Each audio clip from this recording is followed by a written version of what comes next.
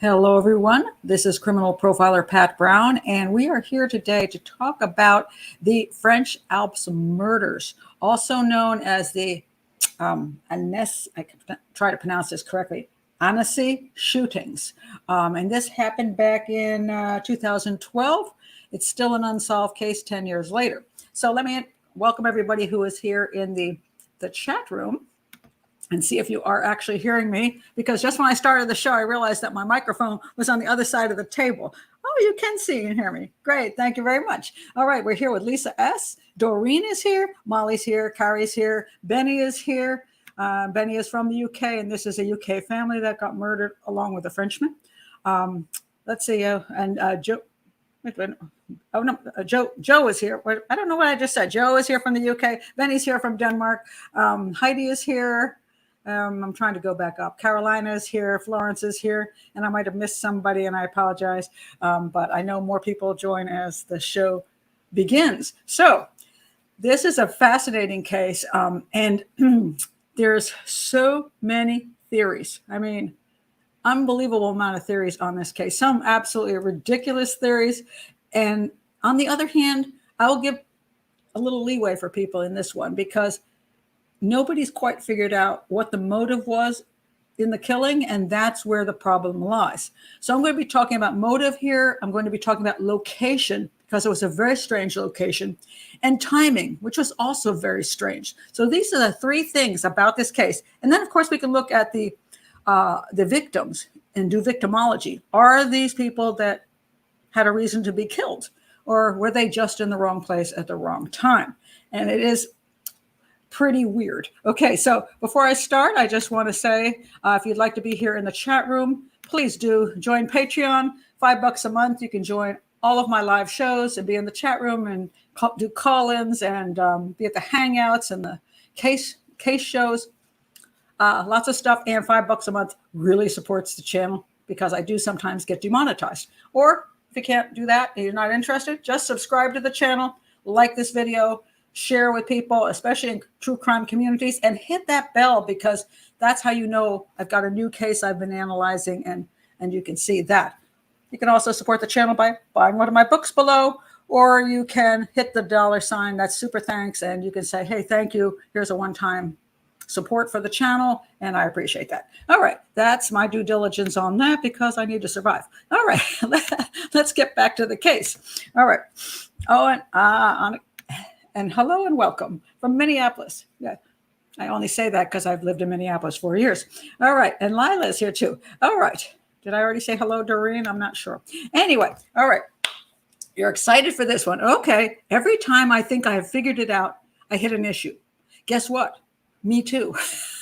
So this is not an easy case. And as I point out many times, this is an educational channel where I take you through the methodologies and thinking of profiling and crime scene analysis. This is what detectives go through, and it's not very easy. And sometimes you just run lead after lead after lead, and you slam into a brick wall, and you're like, well, there that goes. Coming up with nothing yet again. Yeah, that's correct. This is a stumper. I have viewpoints on this, and I'm going to see what you think of my viewpoints, because it isn't a clear-cut case. It's very, very confusing. And I will also point out, as I do many times, I have seen conflicting information on this case. And I've been to quite a number of places to get the information. And I'm like, okay, you say this, and then I hear that. So first I hear this actually happened. Then I hear some people said it happened. I was like, which one is it? Because one is not fact. One is just rumor. So it gets really tough. Oh, Lisa's here too. Hi, Lisa. All right, let me give you the basics of this case, and it's have patience, because there is so much on this case and so much convoluted stuff. I'm trying to narrow it down to what I can help you understand it. Let me tell you first where you can go. I'm going to put all the links below. Sorry, folks that are here for the live, because I didn't get this up earlier. But if you're coming here later and you're not part of the live, you might want to look at some of these before you see my show. But let me tell you what they are, the things I looked at and what I think of them. Okay, so first thing I looked at was this, Murder in the Alps. This is a BBC show. The link is to Daily Motion, so it's free.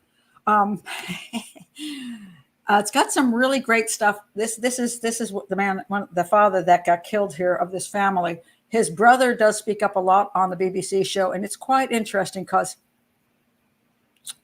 yeah, he became a suspect for a good reason. So that show has good stuff with him talking, and just some of it just made me go, whoa. So, but the rest of the show I thought was kind of garbage. So I wasn't very impressed by the way they presented stuff. It was very, very manipulated. Then I looked at this show. This is from Just Thought Lounge. Now, there's a lot of shows on this case, and I found most of them annoyed me. This one did not annoy me. I know there were a couple of mistakes in there, and I'm sure after he did the show, maybe he realized he made a couple of errors. But other than that, I thought this was quite good. So I highly recommend that. I think it's fine. I also looked at this place called Gunfire Graffiti. There'll be a link below. And I just found this one right before I did the show. So it's unfortunate that I just found it, but I'll link it below. It's called, because they had some really good info, unsolvednewssubstack.com. And I'm going to link that, and I'm going to do a little speaking from that. So, and this guy that did the Gunfire Graffiti, he did these 3 shows, and then the Annecy Murders Revisited, and then talks about the key witness. Okay, so lots of information, and the flies are landing again. I tell y'all, I'm on a mini farm here there's cows next door, and there's a donkey and the horse and the llamas and the alpacas and the chicken and the new goat, and we have had a fly infestation coming off of everything, and so I'm like, I don't really like to spray poisons in my house. So I'm trying to like block everything out, but they keep landing during the show. So how amusing. Okay. So anyway, okay. So now, oh, Allison, yay, you're here. My first time to watch it live, and it's not loading. What? Okay. Is anybody else having the problem? Because I'd like to know. Sometimes, Allison, it's on your end and you have problems with your computer, but I'm hoping it's not from this end, to tell you the truth. Refresh. Restart. People are giving great ideas here, because sometimes it does happen. And as long as everybody can see me, everybody else, I'm happy, because sometimes my end goes bad. And then when I see the show later, it's a piece of crap. And it's very upsetting after you spend 2 hours doing a live show. Okay. So Heidi says, I appreciate the breakdown, Pat. This is a complicated story. You betcha. All right. So let me get to the complicated story. But I wanted you to know sort of where I got some of the ideas from, not ideas, but information from, and they're below. So you can check that out. And I left the other ones off that annoyed the heck out of me. Although the BBC one was pretty terrible. But I just liked listening to the brother, because there's a reason you're a suspect. Okay, let's go now. Let's see what else. I want to introduce the basic case to you and what happened, in case you've never heard of this case. And I never had, so there you go. So essentially, you had this all took place in an area in France. It's called Annecy. I believe I'm pronouncing that right, but maybe not. All right, that's where it is. You can see the one. It's over toward the right, somewhere between Lyon and Turin, and below Geneva. Okay, so there it is. It's right on the border of France and Switzerland, so it's right there, and it's really beautiful. It looks like this. Isn't that lovely? Lots of mountains like that. So it's a charming place. Okay, and here's another photo of where it is. So you can see that spot. So it's right on that border there. All right. So the family, if you look over here to the left, who got killed in that family was, let me tell you their names. His name is Saad Al-Hilli. Saad Al-Hilli. He was a British citizen, born in Iraq, and then he married his wife. Her name is Iqbal, and then her mother, the grandmother. This is the grandmother. Her name is Suhaila Alaf. She had a Swedish passport. She lived in Sweden, and the 2 little girls here. They survived the attack, questionably why they survived the attack. Were they to be killed, or these are the two little girls playing? They are alive, so that's why they blurred out their photos. They survived the attack. And also, this is the other guy that got killed in the attack. His name was Sylvain Mollier, or Mollier, I think it's Mollier. He was a bicyclist that got killed. So they all ended up in the same location, and somebody tried to shoot down everybody, and the parents got killed, the grandmother got killed, and the bicyclist got killed. So there were 4 people killed in the attack. All right. But what were they doing there? You might ask, what were these people doing? They are British citizens. Why are they in France? All right. Just to let you know a little bit, this is coming from the Unsolved News, substack.com.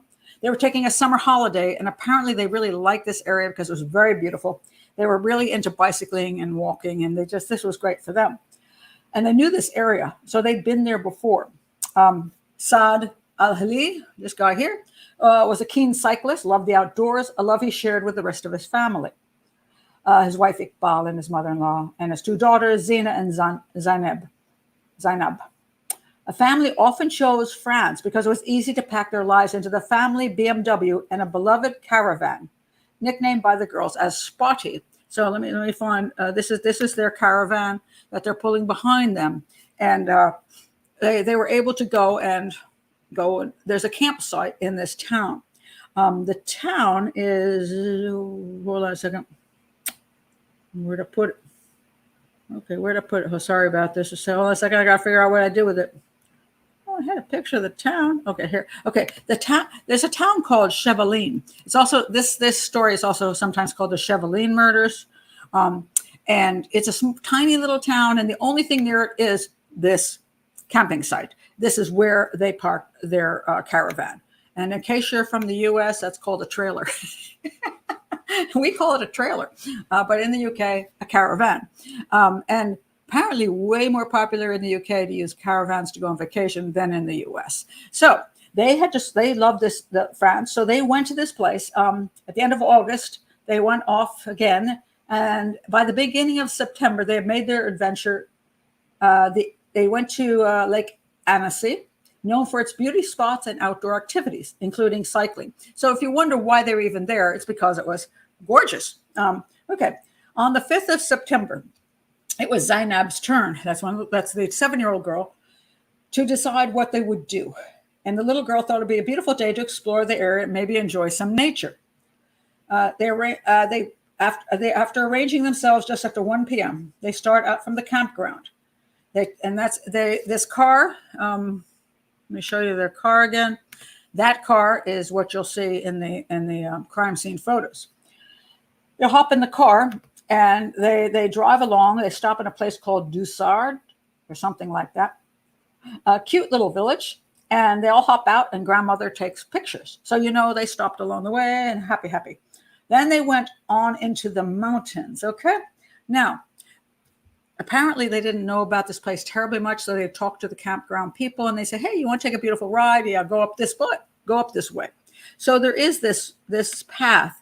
So you'll be going out of town. Oh, sorry, that's not it. Don't look at that. That's not it. Okay, so you'd be going out of town on a pretty path. Let me see if I can find a pretty path out of town. Maybe not. Okay, so you're going out of town, and then you get to the spot. It's this, and it gets kind of like, a little bit more rustic, shall we say, and not a place that necessarily should be worried about, because you can still drive your car on it, and you're going to drive your car all the way through. Now look at this. So way down there, you see they're coming along. The white thing is going through the beautiful mountains and the forest, and you're going to stop where that P is. The P is a parking lot, and that's kind of that's the turnaround point at the parking lot, because when you've arrived there, you're at the end of the route. You can drive. At that point, you'll find a parking lot like this, all right? And you'll find a sign that says, route dangerous road, no driving prohibited. So after that, it becomes, let me show you another photo of that. See where that thing is on the right?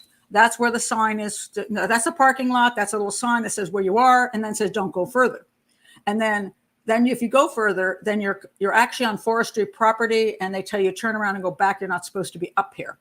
But it doesn't mean somebody cannot access that area after the stop. But you can see it's a lovely ride. It's not like I would have done it. It's not like it's so creepy. Or, oh my God, why are they taking that creepy ride? No. It was a beautiful ride into the country. They're going to get to the parking lot, and they have walking paths and stuff, and you can stop your car, get out, you can walk around, have a picnic. It's excellent, unless you end up in their situation. So anyway, there they went. Okay, so that's what they did that day. Now, all right, so let me tell you what happened next. All right, so next we have this guy. All right, so this guy, let me get his name. Let me not forget his name. Hold on a second. Brett Martin. He's from the UK, and he actually has a place there in France. He's a bicyclist. He has, you can see, I think, a bit of a, I don't know, that's maybe a fake bike picture from the BBC production. But anyway, he decides to go for a nice ride. So he goes out and he's riding along, and what he sees is another bike go by him. Okay, that bike that goes by him. Okay, maybe this is a fake picture. Anyway, he's supposedly on more of a rugged bike, that you would do dirt roads with. And as he's rolling along, this guy comes by him. This is Sylvain. Let me get his name straight here. Sylvain Mollier. That's the French cyclist. Now, that may not be it. This might be the BBC fake guy. But anyway, he's cycling by, and he passes the UK guy, Brett Martin. And because he's got a thinner tires, and even Brett Martin kind of goes, weird bike to ride on these crappy roads, because it's hard to ride on these roads and worse with that racing bike. He thought it was strange, but anyway, the guy raced by him, so he did have the advantage of being faster. So he's going up the road, right? And then Brett Martin says a car passed him. And the car that he saw passing him was the Al-Hilli family car. Now, of course, not the caravan, because it was parked in the camping site, but that car passed him. So now the French cyclist passed him first, and then this car passed him. But obviously, this car passed him and the cyclist. So they arrived at that parking spot first, and then the French cyclist arrived. Then they all got killed. Okay, so that's the basics of how they got there. Now let me tell you what happened at that point. All right, so now at the spot. Now let me just show you the actual crime scene. That would be, where am I at here? Okay, here's a crime scene. So you can see the cars there. The bodies are now gone. They've taken them away. But the BBC production puts together some fakey stuff, some very fakey stuff. But okay, let's look at the fakey stuff. So essentially, they're saying, okay, they're at the crime scene. They pull in, and you see this guy. There's a motorcycle here, and there's some guy with a motorcycle, and that's what their theory is. And there comes the father and the 7-year-old daughter. They get out of the car. Now, this is a British car, so the steering wheel's on the right side. So the father got out right where he's standing, and the daughter came around from the other side of the car. Then they show the guy sort of shooting everybody, and here comes the bicyclist, and they shoot him. The guy shoots him too. And then you see, this is theoretically, at the end, the bicyclist is on the ground, and the car you see is now backed up. So you see it was this way, and then it ends up this way. And there's a reason for that. So the final scene looks like this. Wait a minute, where'd it go? Looks like that. So you have you can actually see where he backed up. If you look over to the right, you'll see this is actually he parked. That's not his car. This is a guy who, one of the things I'm linking below. He did a whole crime scene reenactment, which I think is fantastic. So he pulled in where the Al-Hilli family pulled in. And he's right next to the sign. And that's where he pulled in, because apparently, I don't know if there was anybody else there. There's no proof anybody else was there at the time, except maybe the killer. And then what happened is You see those tire marks? I think the tire marks, and I can't be absolute about this, but that looks like where he backed up. And he backs up and he ends up getting stuck over there. He's trying to get out. And I'm going to explain why he may not have backed up the other direction, which would have been easier. So he backs up there, and that's where his car is stuck. And he gets stuck in the dirt, and his tires spin, and the killer comes up and shoots everybody in the vehicle. And the bicyclist, he apparently clips the bicyclist when he's going backwards. The bicyclist already shot, and on the ground, he hits the bicyclist. And then he ends up there, and they all get killed. So that's the basics. Now, let me look at your comments before I go on to the weapon and other stuff. All right. Allison says, I remember this. I'm in the UK and we tend to holiday in France, so I'm interested to learn more. Right. It does have great holiday spots, as long as you're not in that one. A great place for camping and caravan stays. Yeah, I've only ever been to, I was in Paris twice, and I went with my parents through France when I was 17 years old, but, we just stayed in hotels. So I don't know much about the caravan spots. So anyway, now we have a bunch of dead people. So what happened with Brett Martin arrives, they think maybe a minute or two after they all get shot.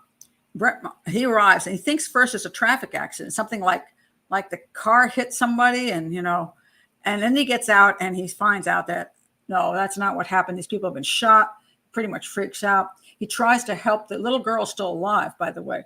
The 7-year-old girl is shot in the shoulder, and then the guy beat her with a gun in the head. So she was lying on the ground. So Brett Martin moved her body out of the way, and then he went to the cyclist and then moved his body, but knew that he was seriously dead because he'd been shot between the eyes, and had 5 other shots, or 7, depending on who you read.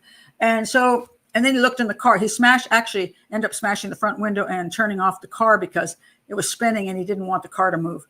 He saw everybody was dead. So at that point, he tries to call the police and can't get a signal because he's in the middle of nowhere. So he starts bicycling down. He leaves the girl there because he can't take her with him. And he's basically bicycling down the mountain. He runs into some other people, he says, and he was able to, I think at that point, to tell them, call the police and don't go up there, but they did. And so they saw it and freaked out. So anyway, they originally thought that Brett Martin, the British guy on the bicycle, was the one who killed him. And he's like, didn't do it. So anyway, that's kind of the basic scene. I heard somewhere the shooter didn't start shooting until the cyclist showed up. Yeah, you heard that somewhere. And there's absolutely no way they could know, except for the fact, I'll say this, except for the fact the car arrived first. The car was there first because they were faster and had passed the bicyclists. So they were there first, as far as we know. According to the timeline is very crappy. And it's based mostly on Brett Martin and what he can remember. And, he's bicycling. So how accurate is he? But apparently what he says is the bicyclist passes him and then the car fairly soon after. So you would think going up a hill, because it's uphill, the car's going to make it there first. So the theory is that the car arrived, the shooting started, the bicyclist came up and then got shot. But there are others who think differently about that. But you are correct when you say all of the info on this is confusing or contradictory or stupid. Yeah, that's about it. This is not just a whodunit. It's who did the killer target. That is correct. And that's the problem. Because did they target the family? Did they target the bicyclist? Or did they not care who they targeted? Those are the 3 possibilities. And I'm going to get into all of those 3 possibilities. Okay, so now let me see. So now we know how the crime went down. Now we're going to take a look at, let's take a look at the victims, because the question is do we have victimology here? Do we know that somebody was after somebody? All right, so we have an interesting group of people. And of course, what happens is once the police start investigating and everybody else gets involved, everybody's got there's 500 theories about why somebody was out after them. And most of the time it's crap. So anyway, all right, so let's go to our first main suspect. First main victim. Okay, that would be, let me pull them up here. Hold on a second. I got a lot of photos here. All right. I want to mention, okay, before I do that, I do want to mention this. This was the gun used, okay? Let's see if I can find the exact gun. By the way, nobody was robbed, so that wasn't an issue. Let me find the information on the gun so I can tell you that correctly. Okay, how were they killed? Each victim was shot with an antique 7.65 millimeter Luger P06 issued by the Swiss Army from the 1920s. They had been phased out by 1949 in favor of a newer model, according to historical firearms. As semi-automatic, it was traditionally used in fairly close combat.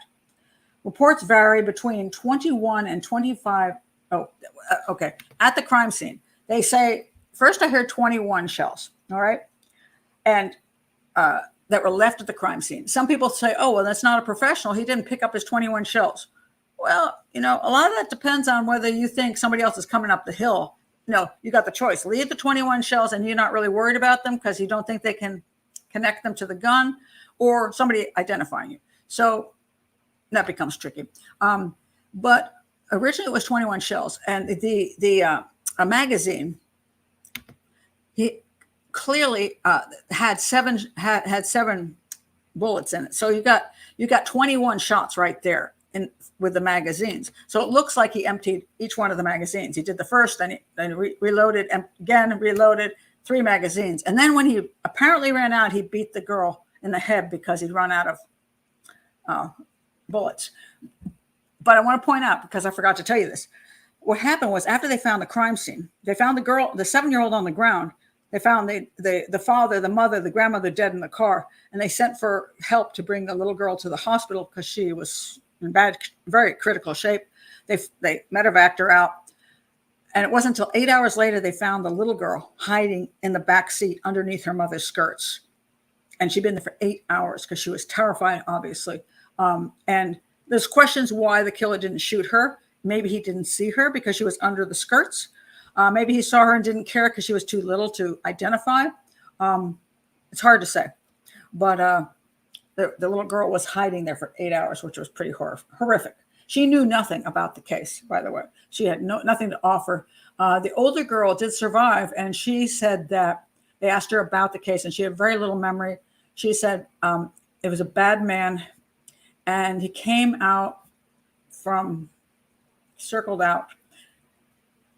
And that's an interesting point. So, and I don't even know if that's true.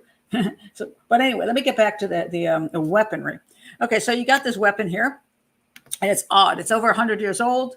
It's not something people usually, unless they're collectors, don't have hanging around. You don't run out and buy yourself a collector's item like that for assassination, essentially. You're a hired hitman. You're like, usually you have weapons because you like to do things like that. And you don't usually go out and find yourself a historic weapon. You want something you're comfortable with, Give me something I know how to use. Give me my 9mm, give me my 40. Give me something I know how to shoot, and I know it's going to shoot well. Not some freaky old thing. It's kind of weird. So anyway, so there was a lot of speculation about the type of weapon a trained assassin would use, and I thought it was kind of weird. And because of its age, I thought maybe it wasn't very reliable. Sylvain Mollier, I think I'm saying that wrong. Sylvain Mollier was shot 5 times. Saad and Iqbal were shot 4 times with at least 2 shots to the head. Saad was also shot once in the back, presumably as he tried to escape or get back into the car. I think it was when he was trying to run into the car and jump behind the wheel and try to get out of there. Suhaila was shot 3 times, twice in the head. Zainab, that's the little girl, the 7-year-old, was shot in the shoulder and then beaten with a gun. And she, again, was out of the car with her father. How do we know this? There's actually evidence. Those are the only 2 people that had the soil from that area on their shoes. So to me, what they did was, and this is what I believe happened, is let me find my picture here. You see the sign there? Okay. If they park next to the sign, and I have the other picture. Where's my other picture? Okay. If they parked here next to the sign, they got out of the vehicle to go look at the sign to see if there were walking trails, where they should go, and if it was a good place to do anything. Now, you might ask, why isn't everybody out of the vehicle? Because this is important. And my guess is because they weren't actually sure they were going to stay there and do anything. So they probably said, they pulled in, they went, let's check the sign, hang in there for a minute. And he and his daughter jumped out because she was the one that wanted to walk. And they went up to the sign and looked at it while everybody else was just waiting. And if they found there was a good walking trail, I'm sure they would have gone back to the car and said, hey, jump on out. It's a good place to walk. Or they would have said, this doesn't look good to it. It's the only trail here says extremely difficult, and grandma can't go on the extremely difficult trail. So we'll just let that go. And they would have just gotten back in the car and driven away. So there were two options. They were going to get in the car and leave, or they were going to tell the family to get out. But at that point, there were only two of them that actually got out of the vehicle. So now let's see. So that's where they were shot. Okay. And then let's see. Sylvain Mollier was obviously shot outside. It was apparently the first shot outside the car. Oh no, sorry. Saad was the first shot outside the car. And then he was shot again after he tried to escape. So then we have, but Sylvain was shot 5 times, supposedly, outside the car. And the question was he shot first or was he shot later? And we actually can't know that, so I wish people would stop saying we can. If the family arrived first, it would seem more likely that they were shooting at the family, and then he arrived, and they're like, crap, a witness. Theoretically, he could have arrived. They could have been shooting him when the car arrived, but I think if the car had arrived and they saw somebody shooting some bicyclist, they would have and they would have gotten out of there quick. They wouldn't have parked their vehicle and gotten out of it. So I don't buy that. I think they have to. The Al-Hilli family had to be there first, and then the cyclist arrived, unfortunately for him, at a time when a crime was going down, and he was a witness. So, if you're already killing a bunch of people, you might as well kill him too. So I believe the family was shot first, and that's really important. Okay, so now, let me talk about the witnesses. Brett Martin was a witness. He's a British man, fellow cyclist, came upon the scene. He lived in the area. He also said that Brett Martin said he saw 2 vehicles pass him going the other direction, 2 during the time he was going up the hill. One was a car, a 4x4, I believe, and the second one was a motorcycle. The motorcycle is interesting because right before this all happened, apparently on that part of remember where I said you can't go past? Well, somebody went past it, this dude. He was on a motorcycle. He had a weird motorcycle helmet where you can pull out the side so you can talk. And they told him you can't be up here. And he said, okay. So he left. Some different person said they also saw the vehicle, which spread a lot of rumors that, there was the 2 of them had gotten together up there to plan this thing. And then the motorcycle guy went down and shot everybody. And then he came down the hill. So the problem with this comes down to as the British guy is going up the hill, he sees first the car come down, and then he sees the motorcycle.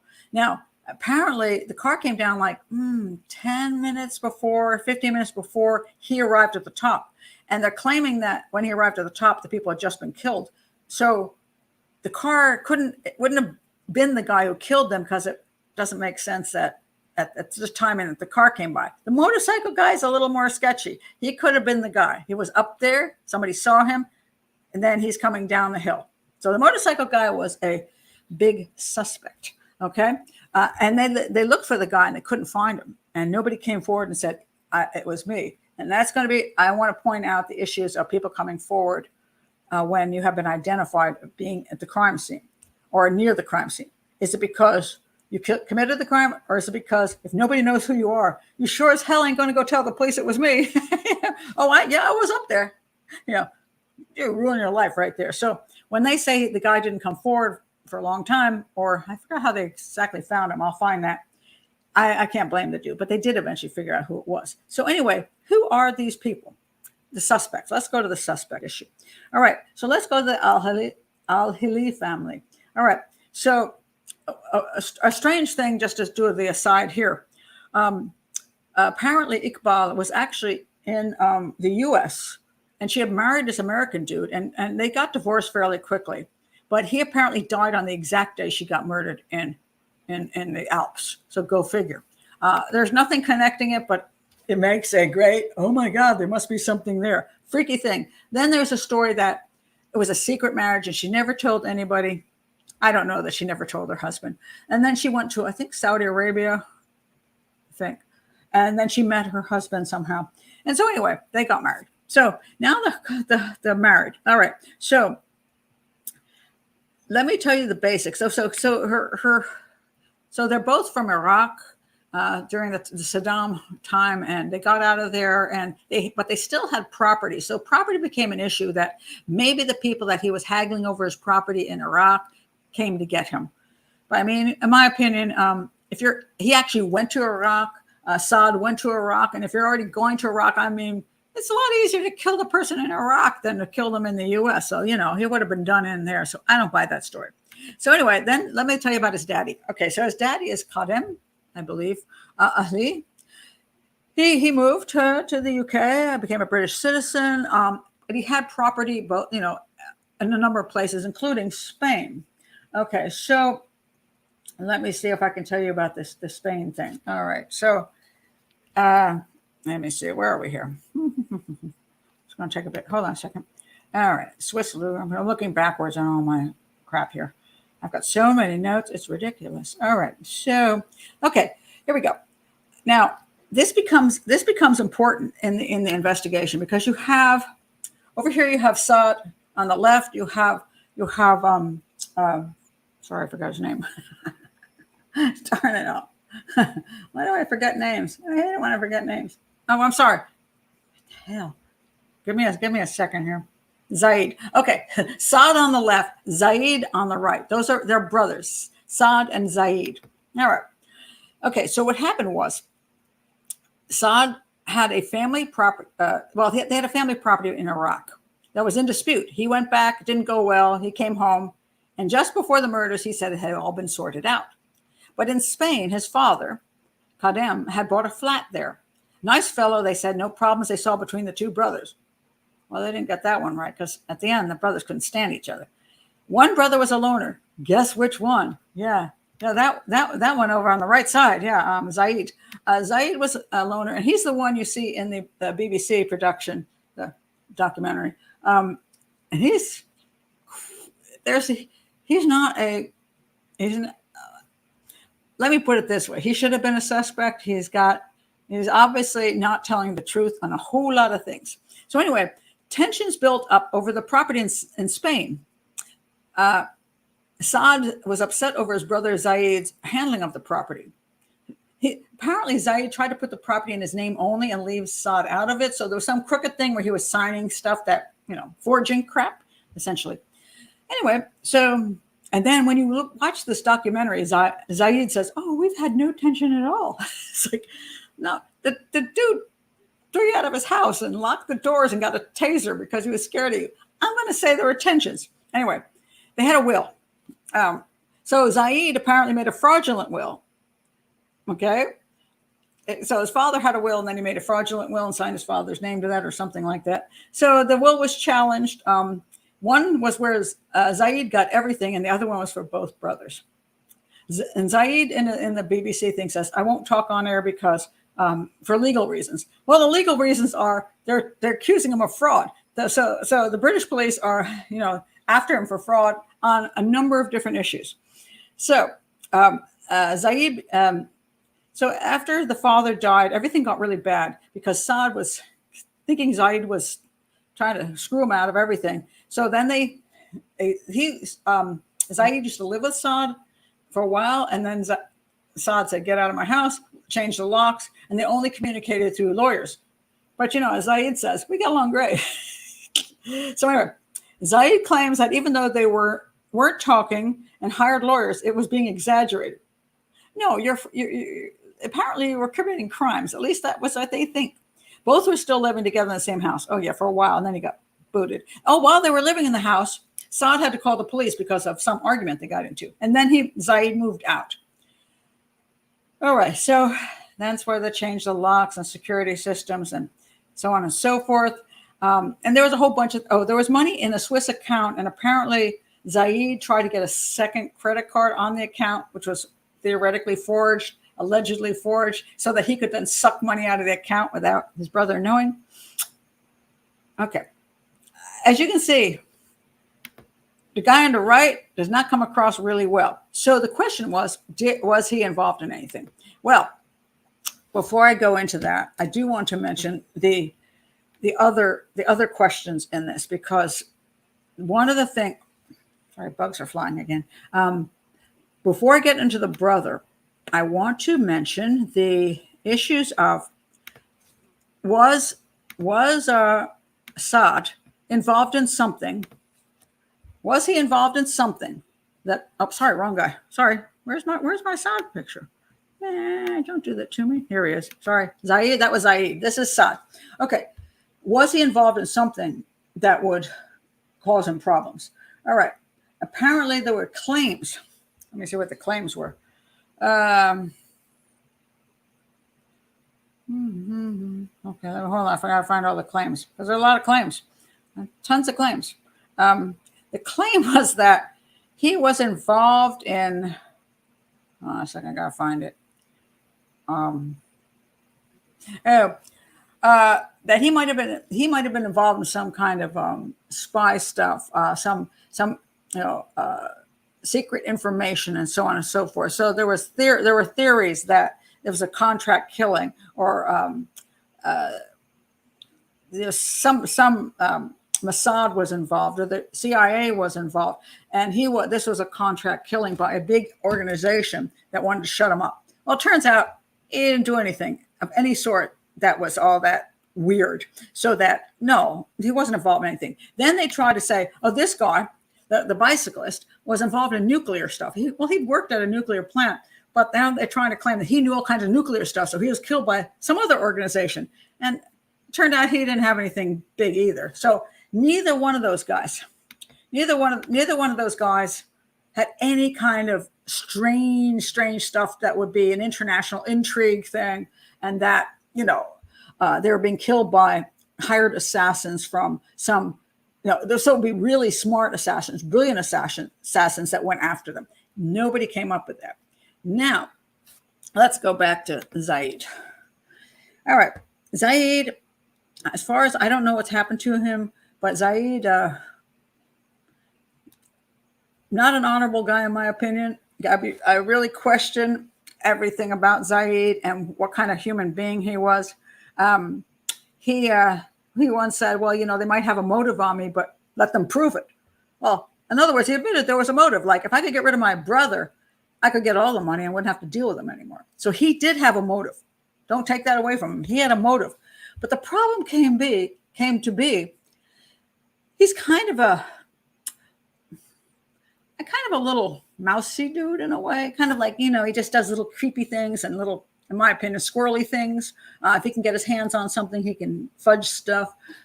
I don't see him as a guy who can hire somebody and do all this kind of stuff to have a hired hit, because it clearly didn't seem to be in France at the time. And although he might have known that his brother was going to the campsite, how would he know his brother was going to leave that campsite and go up on this particular road and end up at that particular parking space at a particular time so that his hitman could be waiting for him? There's no evidence that there was any phone calls or any kind of tracking devices or anything. So and what happened was, on the day that Saad was taking his family out for the day, he was talking to the camp people, and they were saying, hey, you could take this nice trip. So unless somebody was standing there and actually heard that and then phoned in and said, oh, he's going to go on that road, and then somebody raced up there to be waiting for him in the parking lot, it doesn't seem to make any sense. So that there's no way, because of the location, that he would have been killed by his brother or by some spy organization. Where they did know he was at was in the campground.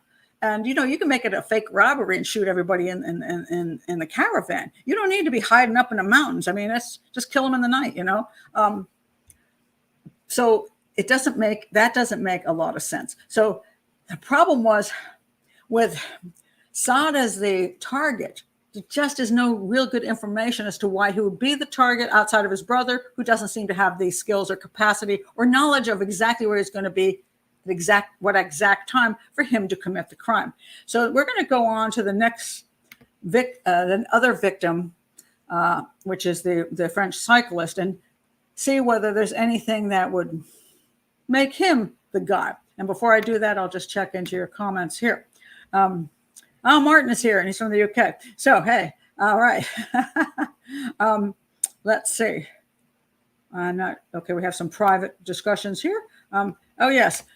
Joe says, tales of espionage are far more alluring than the often banal truth. And that is very, very true. Heidi says, I don't know that the brother would want his nieces killed. Well, there's two possibilities there. So let's be fair to the possibility that the brother was behind it. I don't find he is, but I don't like him. So, and I think he wouldn't mind his brother being dead. So let's say he hired somebody to kill the family. And he told them, look, just kill off.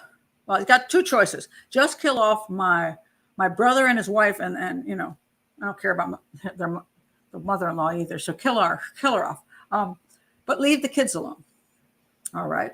So the killer shoots the three of them, but the little girl sees him and is running around and maybe even shot her accidentally, because if you look at the location that they got shot at, it's possible the father and the daughter. Let me go back with that picture, because I believe that there's two theories on where the killer was. Let me give you the one theory. Now, this guy that did the thing here, he believed that the killer was on this side of the car. In other words, he didn't realize it was going to be a British car. He didn't realize that the steering wheel was going to be on the right. So he assumed that the father would exit the car out of the left side, but he didn't. So this guy thinks he was waiting on this side, and the guy didn't come out, and the girl came out, and he was confused. And the father comes out of the other side, and then the two of them go over to that map thing over there. Now, I personally don't think the guy was there, because the girl said, the only thing she said was there was a bad guy and he came around the corner. The corner of what? Well, it could have been the car. That's what this guy thinks. Around the front of the car. He came around the corner of the front of the car and shot at them. And that's possible. They could both be looking at the map, and he shot the father in the back and shot the girl in the shoulder. Or the other option is, let me tell you the other option. And there's no way to actually prove this. So, don't get all bent out of shape about that. So the other option is he's behind the sign here. And he's waiting behind the sign because that puts him in a place where he can hide. And also when they pull in, he is hidden at that point. He can step out and then kill them. If they came toward the sign, he could have stepped out, and we don't know what happened there. It's possible that at that moment, the cyclist pulled up and he shot the cyclist first, which started the father and the daughter running toward the car. And when they were running toward the car, he shot at them. He might have shot the girl by accident in the shoulder and then shot the Saad in the back on purpose. Who knows? Or he could have shot just at both of them. We just don't know. So it's possible he was only trying to kill the adults. But then once the girl was shot, then he's like, well, he ran out of his bullets. So he's like, okay, I just have to beat her till she's dead, so she won't rat me out. Okay, that's possible. Or Zaid could have simply said, kill them all. And you say, oh, why would he care? Why would he do that? Why would he want his nieces killed? They're children. If the dude's a psychopath, which, considering he's apparently a little weird and is committing what seems to be fraud, I don't know if he's been charged and convicted yet of fraud, but he may be just a psychopath. He may not give a crap about the kids. He may not have wanted anything to go to the children. He may have thought if he can get rid of the whole family, the money's all mine. So I can't say he wouldn't have killed the kids. So I don't know that holds for me. But it's a valid point. But considering what kind of guy he was, maybe not. So that's a good question. All right. So now let's go to this guy. His name was Sylvain Mollier. Let me see if I can find the information on Sylvain Mollier. I had lots of information somewhere here. All right, Sylvain, where are you? The information is, I've got so much information, it's ridiculous. Oh, by the way, in case you wonder how they figured out what the gun was, when he hit the girl with the gun, part of a gun butt broke off and it was able to identify the gun. So that was kind of foolish. All right. So as far as Mollier goes, anyway, he had been married before. He had, I think, a couple kids. three, maybe two or three. And then he got divorced. And he had a partner and he had a baby with her. And the story with him goes that if you take away the nuclear crap, which they say is garbage, the only one who supposedly might want him harmed is his father-in-law. The claim was that his father-in-law thought he was, I guess, his daughter was super rich, and he had hooked up with his daughter to get all her money. So the claim is that he was the one that told Sylvain where to go. He suggested taking that bicycle ride up into the mountain that day. And so therefore he set him up to be killed. Well, first of all, he and his partner weren't even married, so he didn't have a legal right. He wasn't even married to her. Secondly, all the claim about them being so rich wasn't even true. That was a bunch of gossip and nonsense. So it really came down to that the daughter, I guess, got some kind of free loan from her dad to open up some kind of business. But there's nothing that says the father-in-law hated him so much he would need to hire a hitman to kill him off. And so, yes, if his father-in-law, and one place I saw that his father-in-law told him this was a good ride to take, and then he took it. Another place I read that some people said his father-in-law. So you see where the problem comes in? We don't even know the father-in-law suggested that to him. Apparently, he did talk to his girlfriend on the way up and said he was heading up. And he was out of breath and he was on his way. But unless the father-in-law really set up this hit, and again, you think, is that what you would pick? Because when you get up there, the problem is when you actually get up to the top, you're in this spot here. This is where the vehicle's found. 4 vehicles can go up there. Now you see, we had this vehicle went. The Al-Hilli family went there, and right after they arrived, there were 2 more bicyclists that were coming. Right, the guy who got killed, Sylvain. Then you had the British guy who arrived within 5 minutes, and then when he started bicycling down the mountain, he ran into a whole bunch of people that were heading up there. And on top of that, he passed, coming from the top of the mountain, a 4x4 and a motorcycle. Is this really a quiet spot to kill somebody off? That you don't think anybody else is going to be parked there to do hiking and stuff like that? It's not really that good a spot. You can knock a cyclist off a whole lot of other places without having, passerbys or people parked there and have to wipe out an entire family to kill off one guy. I mean, is this supposed rich father-in-law really that bent out of shape about the guy that he goes through all this and has everybody killed? It doesn't make sense. And then there's another story about Sylvain that he was maybe making a drug deal or something up at the top of that mountain. Well, if his father-in-law actually told him to go there, there's no drug deal happening. That makes no sense either. Who does that at the top of, I guess you could do that, but there's no evidence of that. And again, it's another story. So essentially we have a family that was murdered. We have Sylvain, the bicyclist, that was murdered, and we have no real good motive on either one of them. All right. So we don't know. So let's look at the suspects and see if the suspects mean anything. We already looked at Saad, right? And we gotta go. He's the only one that really I know that has motive to want his brother dead, but I can't find any way that he could have accomplished it. There's just nothing linking him to the actual crime. So creepy as he is, and I hope he gets called, convicted of fraud if that's what he did. I can't find that there's any proof that he actually set up a hit on his brother. Just isn't there. Let's see what you have to say here. Lila says there are easier ways to kill people than that, like Princess Diana. Well, again, I'm sorry. Well, yeah, that was just an accident, and they're trying to make that into some kind of crazy planned homicide, which is ridiculous. Yeah, Diana was not targeted. Yeah, no. And I don't know that the family was either. You're correct. You're saying maybe the family was not targeted either. Possibly not. So we're going to have to think about that. Let me see what else you have to say about it.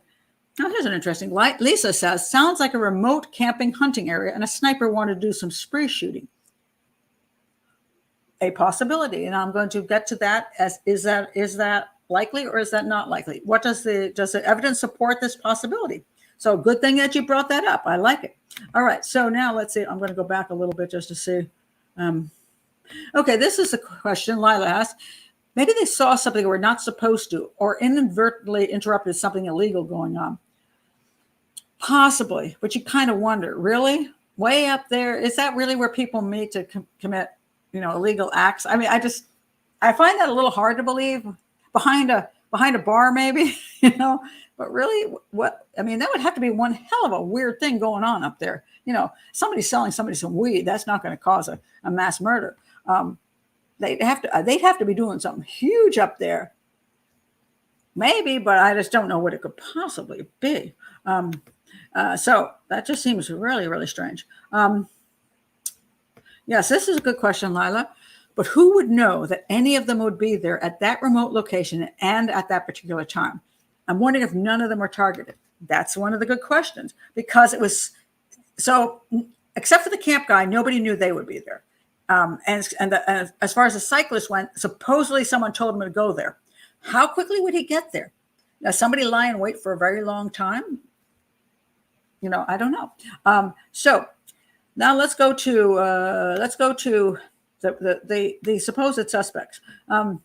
So this was such a tough crime. They're coming up with everybody. So, literally, they arrested a whole lot of people, because apparently in France you arrest them and then you interview them and then you let them go. So kind of different than the U.S. So anyway, oh, sorry, not him. Where's our motorcycle dude? So the motorcycle dude that was suspiciously lurking about in the area shouldn't have been lurking about, and was theoretically seen by the British Brett coming down the mountain. He could have been the guy. He has the time frame to be the guy, so it is possible. And they originally didn't put out his picture, but eventually they did, because they couldn't solve this crime. So this is his picture, and we'll get to it. Could it have been him? All right, so now let's look at a couple other suspects in this one. So let's go back to Sylvain, because we've already done Saad's people. Let's go back to this guy. Okay, so there's this guy here. This guy's name is, let me find the name of this guy. A second.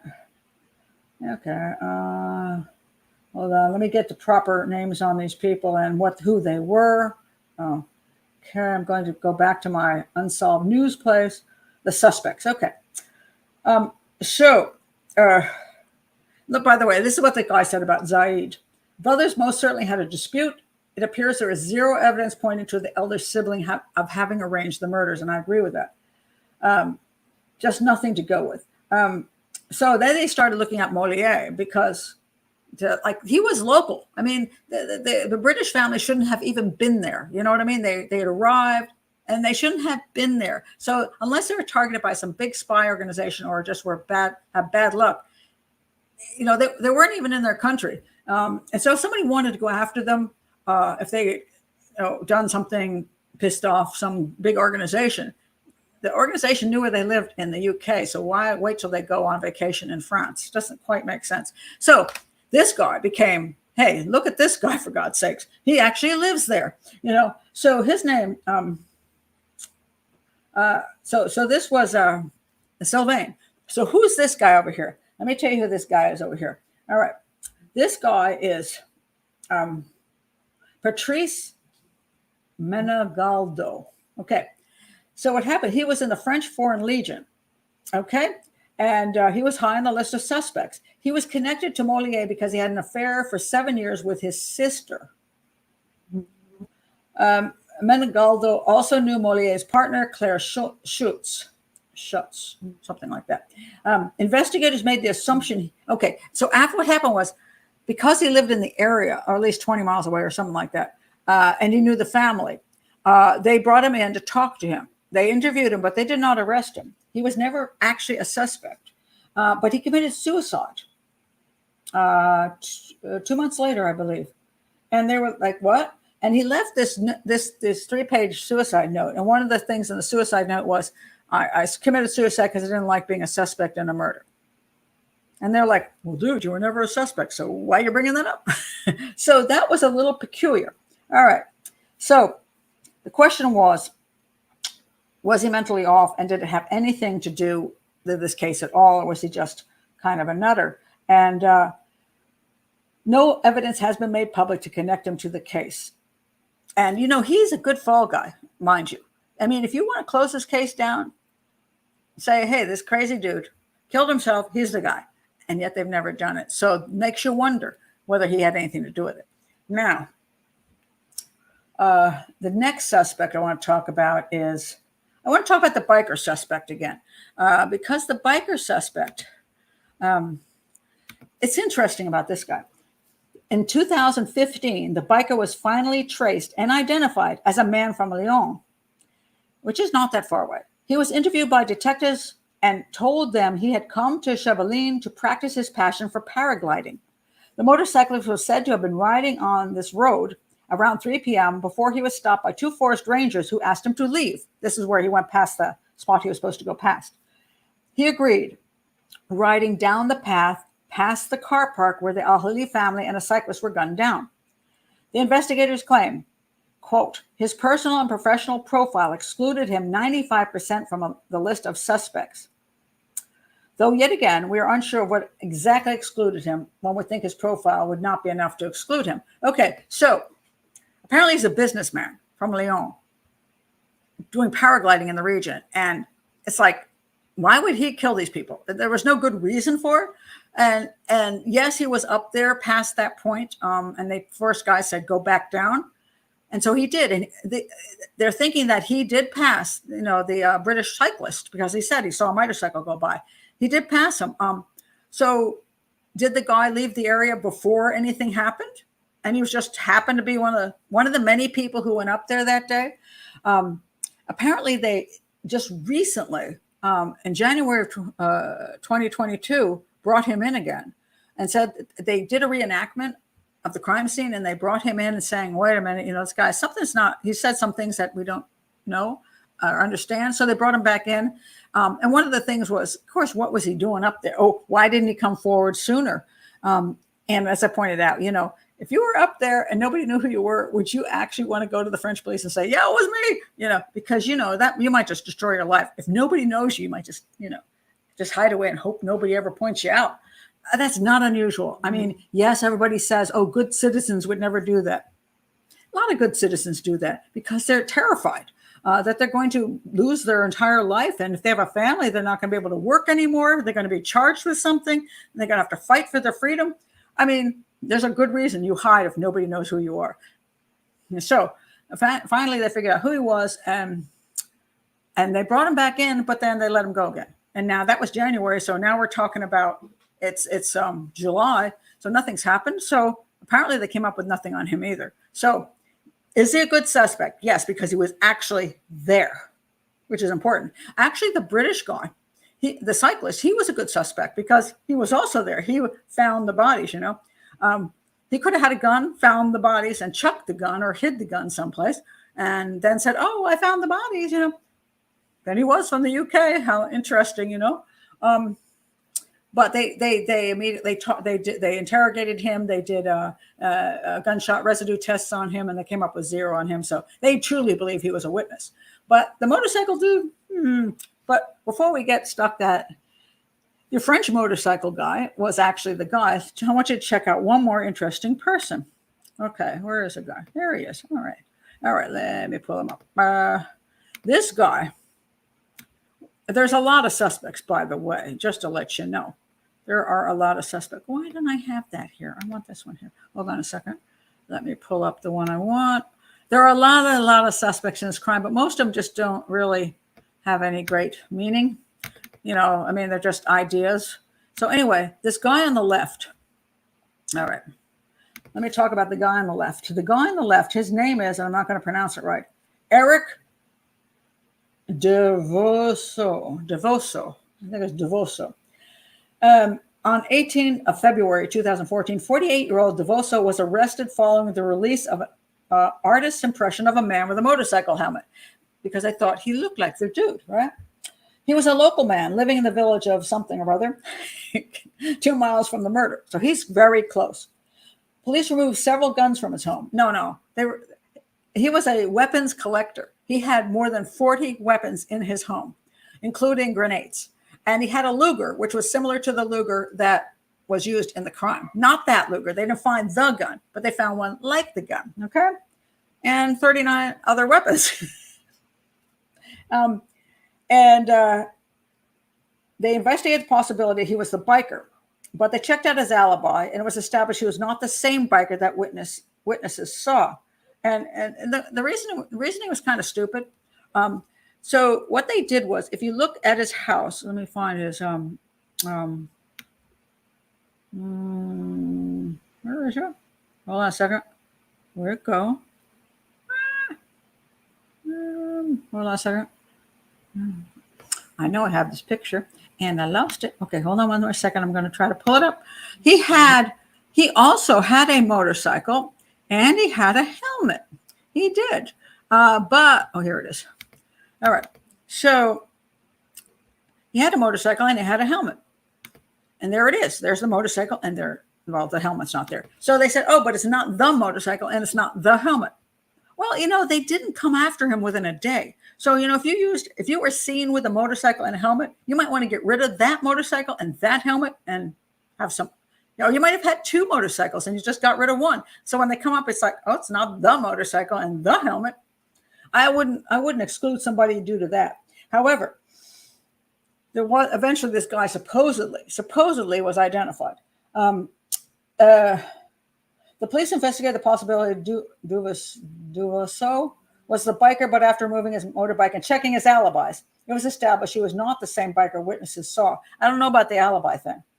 I never heard of that there were any alibis. They had his phone pinging in the area, but he lived in the area, so not very meaningful. It was later shown that the ex-policeman's DNA, he's an ex-policeman, did not match the two samples found in the vehicle. Well, the vehicle had some samples, but we don't know if those samples, I don't know what those samples were. If they're touch DNA, they could have, been anything from, they could have had friends in the vehicle and they're never going to track down whose DNA was in the vehicle. So we don't know that the DNA is actually from the killer. However, it is unclear whether these are the only reasons the police did not pursue him, since we don't know, in fact, the DNA was from the killer. Yeah, there you go. Apparently, look, he's a weird dude. They also thought he was involved in arms trafficking. They arrested him and a friend of his for belief that they were involved in arms trafficking. He lived near the area, he had a motorcycle. He could have gone up, once you go past that point that he was, remember I said the point where when you go past that point and you're going further up the road, there are roads like this. He could have ridden his motorcycle easily down that, or a bicycle, or a person could be on foot even and just hide somewhere in the massive mountains there. And he had guns, and he had a similar gun. And he apparently hated foreigners. So did he have a thing against people who didn't look French?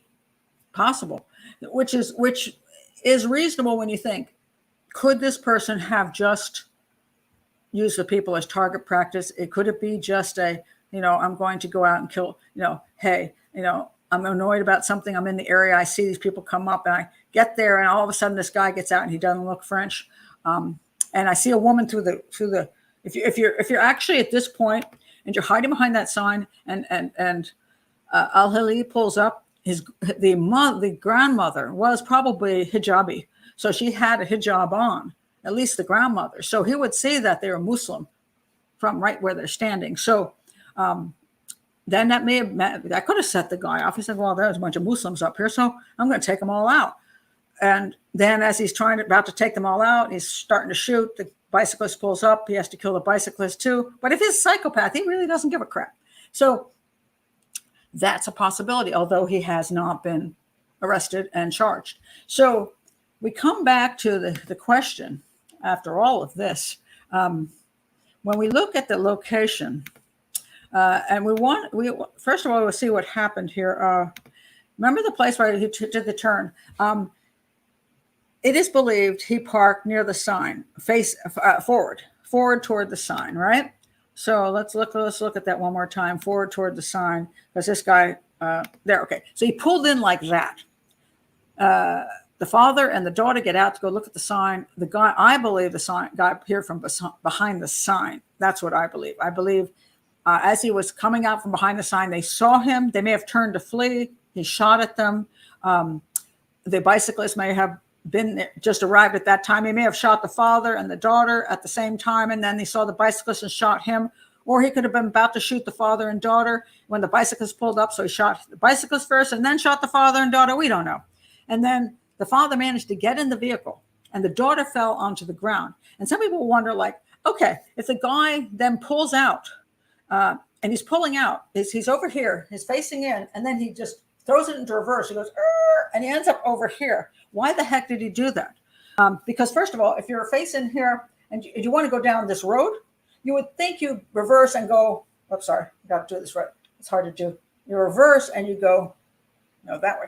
I can't do it. You would come down here and reverse this way. And then you go down the road, right? But his daughter was on that side of the car. So over here, if he was face in, his daughter was probably right here. And if he pulled right back and went that direction, this way, he could have run his daughter over. So it's possible he was trying to avoid running his daughter over. And so then he was in a panic. So he's reversing and he's freaked out. So he's like going like this, and his car is zipped around there, and ended up, he floored it too much and he went back into the dirt, and then he spun because he couldn't get out. He hit the cyclist somewhere around here. The cyclist was also on the ground, but I guess if you're choosing between running over your daughter or running over the cyclist, you're going to go with the cyclist. And he's in a panic. I mean, he's a massive panic, and he's in a lot of pain because he's already been shot in the back. He thinks the guy's going to kill his entire family, and he would be correct. And when I first saw this, and I thought of the father and daughter running to the car, and they get shot, and then daddy jumps into the car and starts driving off. I'm like, well, that's nice. He just left your daughter there. But when I look at the scenario, I think, okay, that makes sense, because he might have thought his daughter was already dead at that moment, and he was trying desperately to save the rest of the family. It's hard to know what would go through your head after you've been shot, and this crazy guy is out there, whoever this guy is. And you also see the cyclist get shot. So you're looking at that point, you're probably looking at a guy you think is a mass murderer. You don't even know if it has anything to do with you or the guy who was shot. You just see a guy shooting everybody. So he might have decided at that point he's going to save his wife, his little girl, and the mother-in-law, or his mother. No, I think it was her mother. That was her mother. That was her mother. So I believe that's what he did. I think the guy came out over here. I think he came out, whether they saw him first or didn't see him first, but they got shot here. The motorcyclist got shot. Then the guy jumped in the car, pulled over here, got stuck, and then the killer came up. He shot the motorcyclist a few more times, went up to the car and shot everybody else. And then when they're all dead, he vanished. And here comes the interesting question. I don't believe the car that was coming down the mountain had anything to do with the killing. It was too early. So it was either the motorcycle that the British guy saw, if there was enough time for that motorcycle to even be involved, or that guy never came down here at all. He went back this way. You know, if he was hiding back here, shot everybody, he might have jumped on his motorcycle or bike or whatever and kept going that way and just disappeared.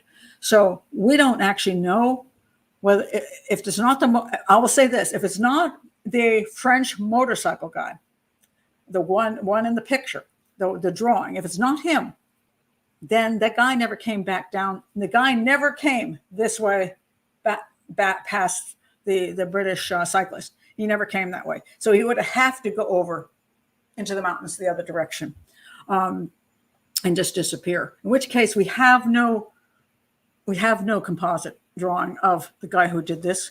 And so what it actually appears to me to be, I can't see that anybody was aiming. There was no planned hit on the Al-Hilli family. I can't come up with that because there's just nothing that nobody knew they were going to be there. As far as the French cyclist goes, maybe if the father-in-law really wanted to kill him off, and maybe he did tell him where to go and he had somebody waiting up there, but it's pretty unlikely. And if somebody was waiting to kill him, first of all, there's lots of easier ways to do it. And if the family was shot first, or even if the guy wasn't planning, that was waiting for the cyclist to come, and the family got there first. Now the guy's waiting for the cyclist to come. He already knows the family's there. So is it really worth the effort of shooting down an entire family to get one guy? Or would it be easier to wait a little bit? Because at this location, the cyclist is probably going to stop and take a break because he's going to turn around and go back down the mountain, right? The Al-Hilli family was looking at the sign.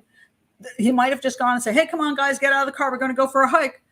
You just wait for the guys to go on a hike, and maybe the bicyclist is still there. And as he turns around, you just shoot him then, because now nobody's a witness.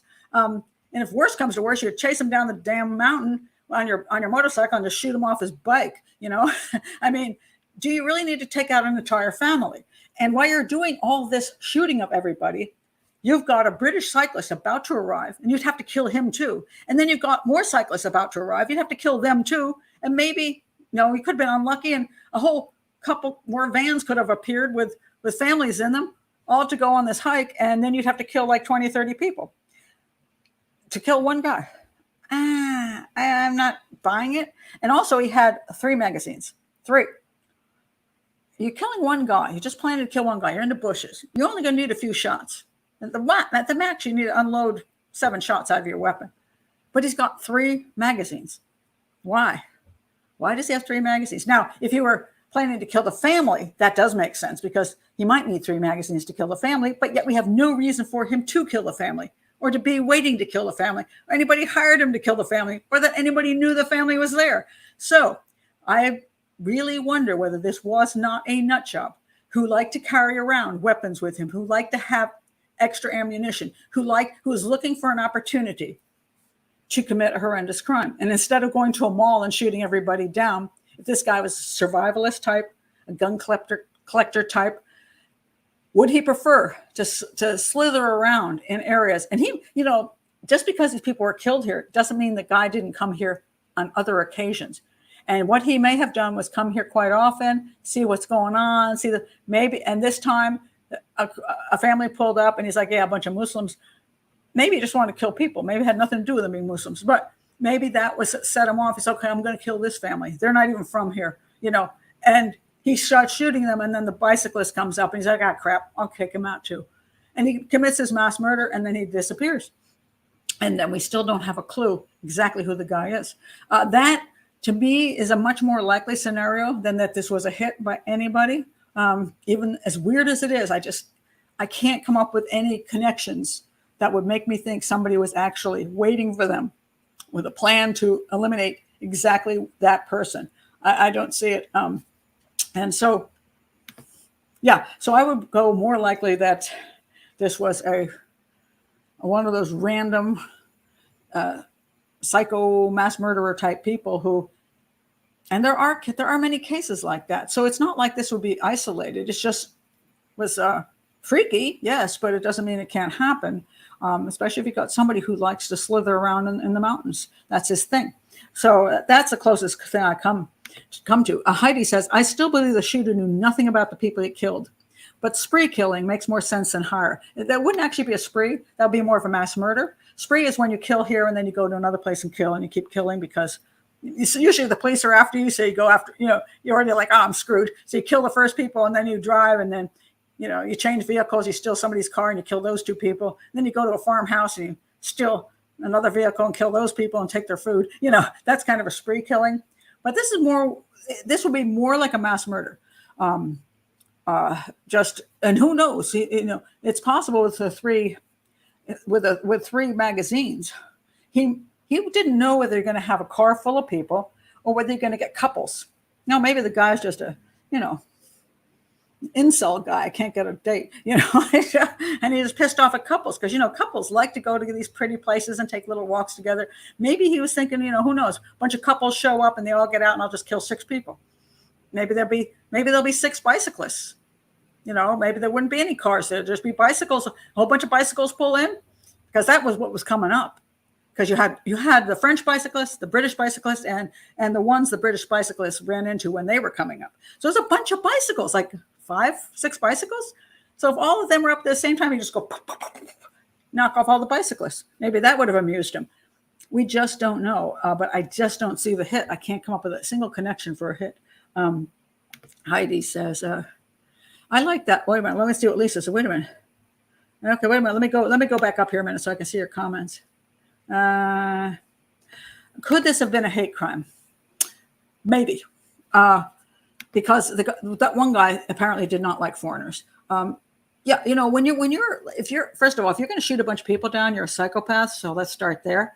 And psychopaths don't necessarily have a particular group they hate, but they're happy to hate a particular group.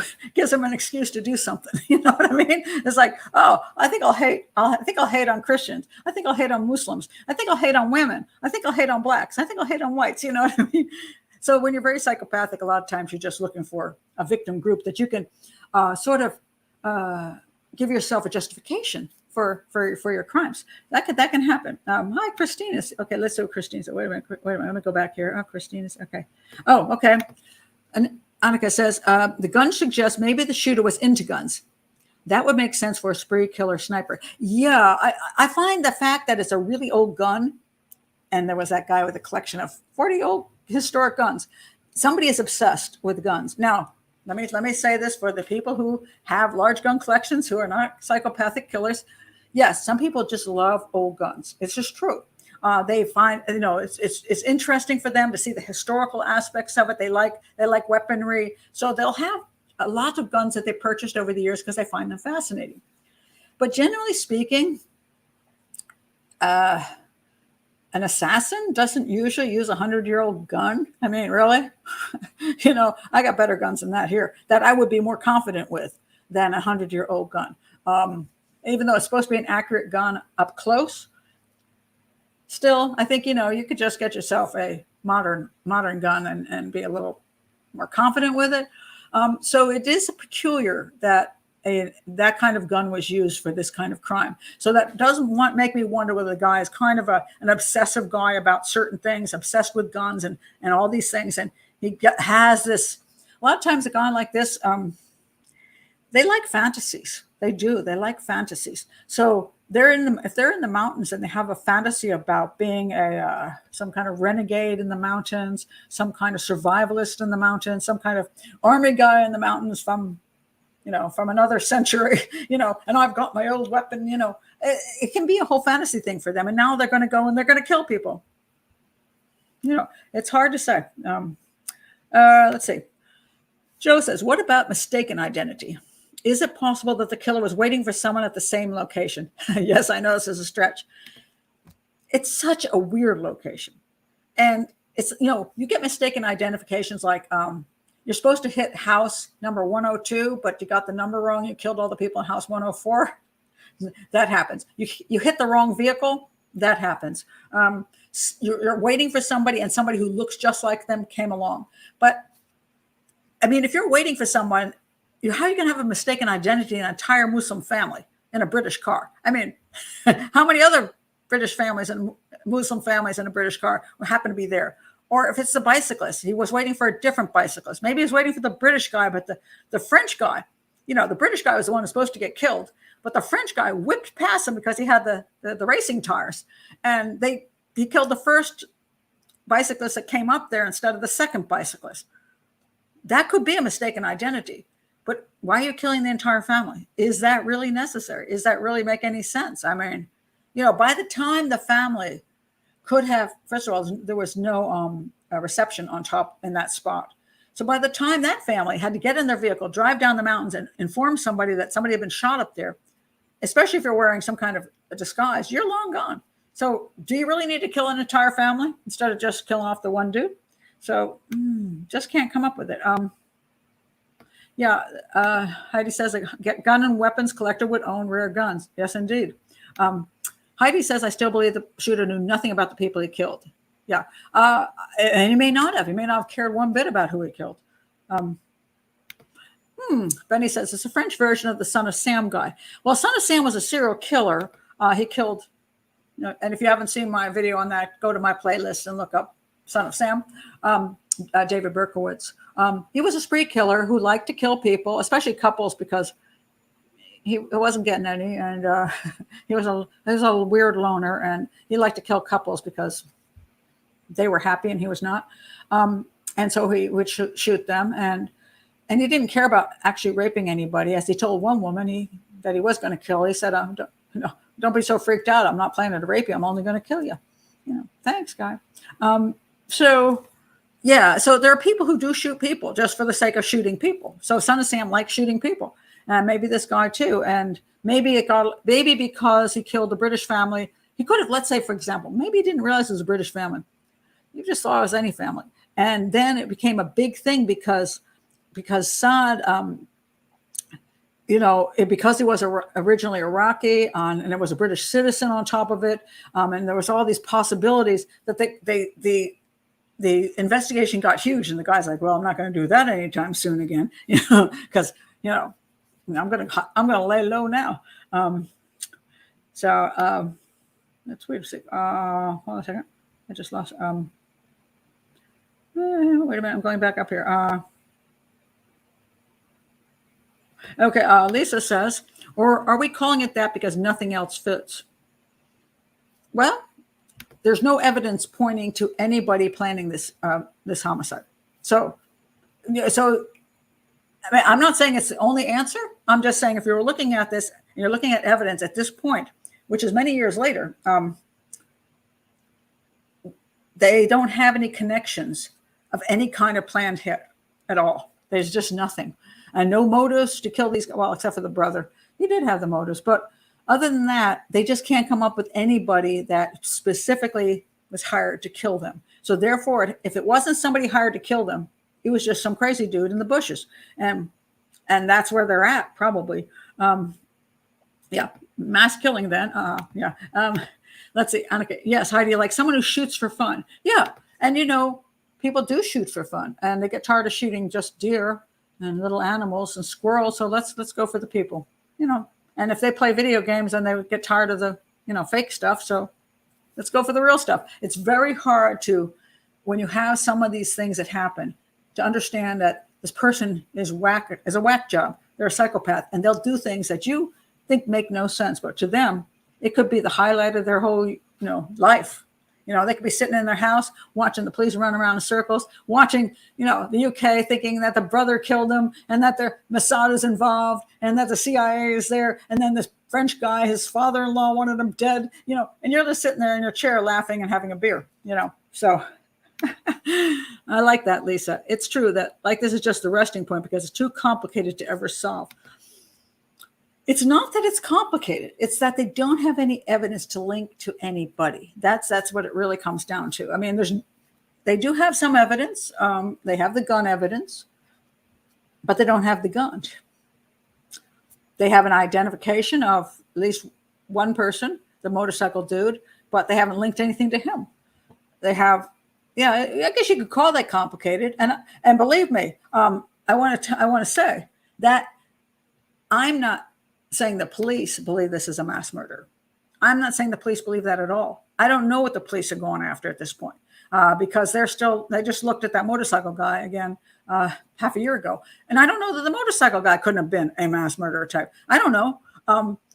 It's one of these cases where if you're trying to understand what happened and prove anything, all I can tell you is there's no evidence supporting a hit at this point. There isn't. There's a higher likelihood that this guy just killed for the amusement of it. But if I were the police, I would have to continue to look at all the possibilities because the case is not solved. But the police, I don't know what the police think at this point. I have absolutely no clue. This is just my thoughts because I can't come up with one shred of evidence that says this is a hit, especially because of the location. Nobody followed them into the mountains. If somebody had followed them up there, if that motorcycle got up the mountain following the Al-Hilli family or following the French guy on the cycle, if they had gone up to the top behind them, then killed them and came back down, I'm going to say they were followed for a reason and killed for a reason. I would then have not as much of a problem with that. But the British cyclist says nobody passed him except for the French cyclist and the UK family. That's all. And they're all dead. So nobody actually followed them to the killing site. The guy who killed them was already there. Why was he already there? And if he didn't know that the family was going to be there, he couldn't have been a hit guy to kill the family. And the only one I say comes a little closer with the French guy if the father really decided to kill him off, but father-in-law, but there's no proof that that is even true. And I guess it could be there's just nothing. I mean, that's why it's more likely to be some crazy dude who just simply was waiting and wondering, thinking it'll be fun to kill people in the middle of nowhere. But that's the best, that is the best theory that can come from the evidence at this point. And if more evidence comes in, then that theory can change. And this is something I always point out with detective work, profiling.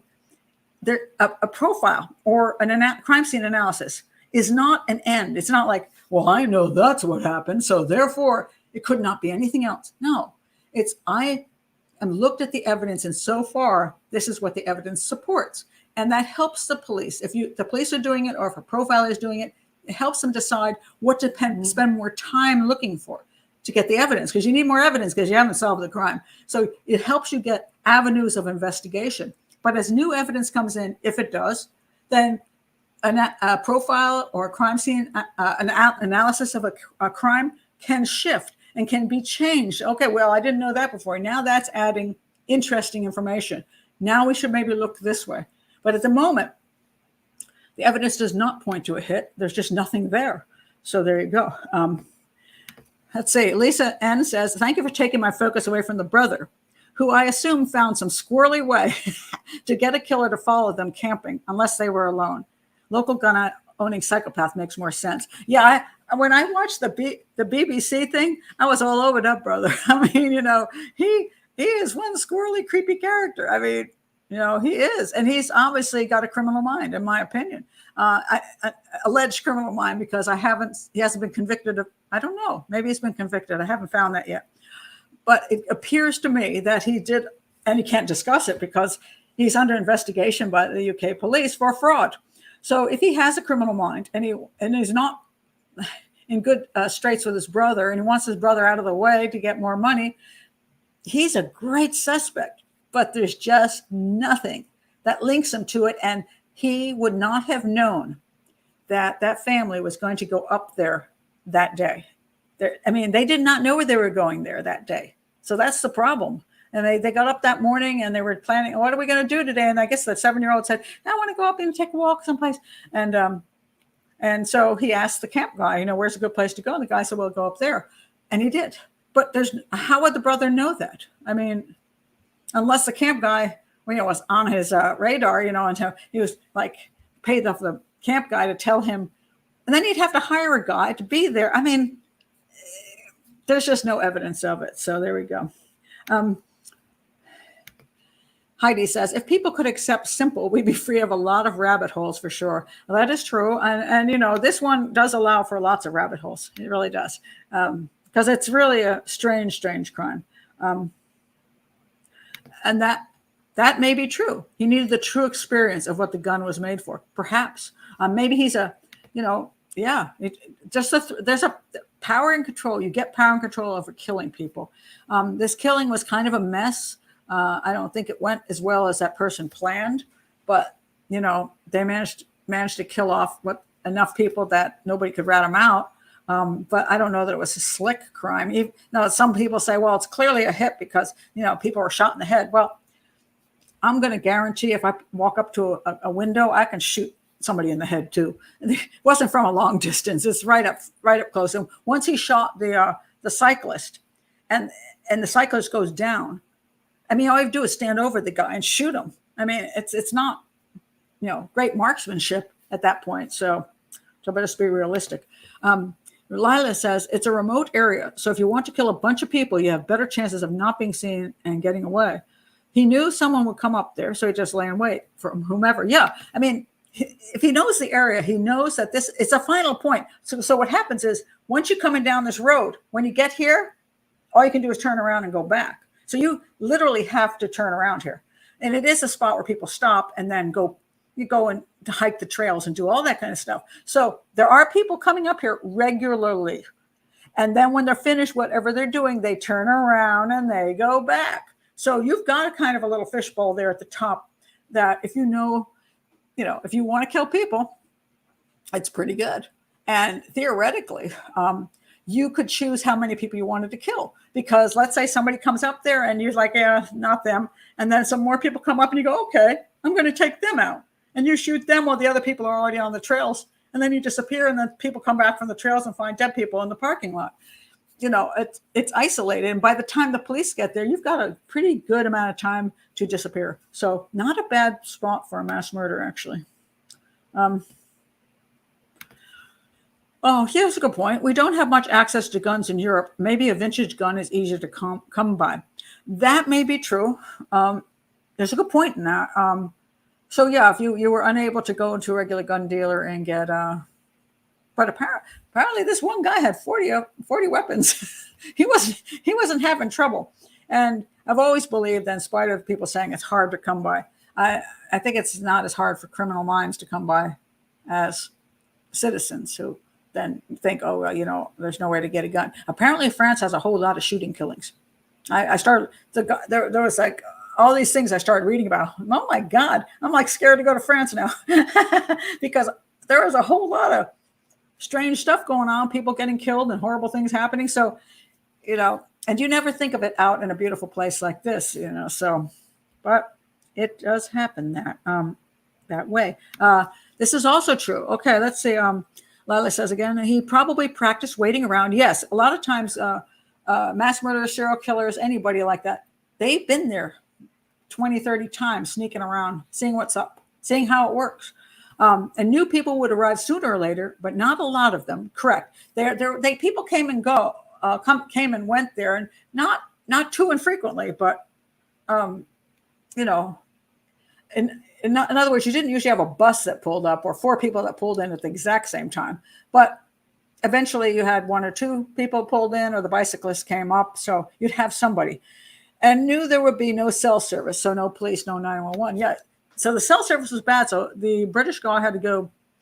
He was going back to the village. And then he ran into the other bicyclists. And at that point was when his cell service kicked in. So he was able to call the police. And but yeah, then if you got to know how much time you have to get away. So that's kind of interesting. Now, if you were a hit person, it could work for you too. You can't say it wouldn't. If you knew they were going up there that day and you were trying to get rid of them, it wouldn't be a bad plan to be up there waiting for them. And when they got there, you take them out. And if there was an extra person, you take them out too. I have more of a problem with it being the French guy, because if you want to take out a family because you wanted all their money, their father was a spy or something, and you needed to kill, you need to do a professional assassination. A couple extra little bicyclists really don't matter. But for a person who's hired or is planning just to kill the one little bicyclist guy, to then take out an entire family and shoot a child, that's kind of excessive. And you think he would just wait for another moment to take out the bicyclist, along with the fact that the bicyclist actually lived there. He was a local dude. You have lots of opportunities to kill that guy, lots of them, and he bicycles around a lot. You don't have to kill a whole family off to get him. So I find it hard to believe the bicyclist was the guy. It would be much easier just to, wait, do it another day because he's going to be around. Now the family may leave. So if you were after the family, that makes more sense. But there's just no evidence that the family, anybody knew they were even going there. So that's the thing that takes the family off the platter for me. I think that if you looked at who's more likely the target, I'd say the family was actually the main target. But I just don't see that there wasn't evidence that it was an actual hit on the family. So I have to leave that alone until we can figure that out.